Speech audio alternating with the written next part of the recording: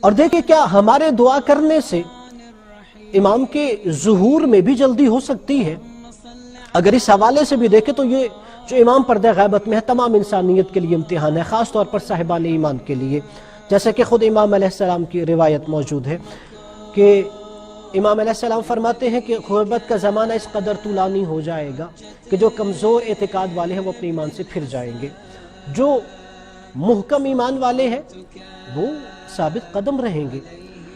اور امام علیہ السلام کے انتظار کو رسول خدا نے افضل اعمال میں سے قرار دیا. یعنی اگر کوئی فرض کا انتظار کر رہا ہے، امام زمانہ کے ظہور کا انتظار کر رہا ہے، تو یہ افضل اعمال میں سے ہے.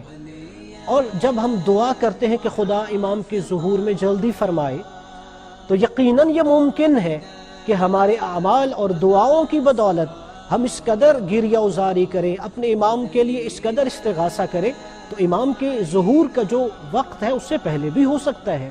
اور اس حوالے سے اگر دیکھا جائے تو امام علیہ السلام کی ہی روایت موجود ہے کہ ائمہ طاہرین علیہ السلام فرماتے ہیں کہ اللہ نے قوم بنی اسرائیل کو 400 سال کے لیے آزمائش میں مبتلا کر دیا. خدا نے کہا 400 سال بعد تم اس آزمائش سے باہر نکلو گے، اور جو فرعون تم پہ عذاب اور سختیاں مسلط کرتا ہے جناب موسیٰ اور ہارون علیہ السلام کے ذریعے ان سختیوں سے باہر نکل آؤ گے.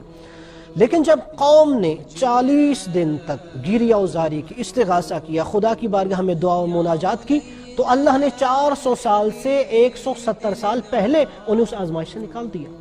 یعنی دعا میں اثر ہوتا ہے. اگر خدا کی مشیت ہو تو وہ اس وقت کو پہلے آزمائش کو ختم کر سکتا ہے. اس لیے ہمیں دعا سے غافل نہیں ہونا چاہیے، ہر وقت امام کے ظہور کی دعا کرنی چاہیے. اور دعا صرف زبان کی حرکت نہیں ہونی چاہیے، دل کی، روح کی آواز ہونی چاہیے.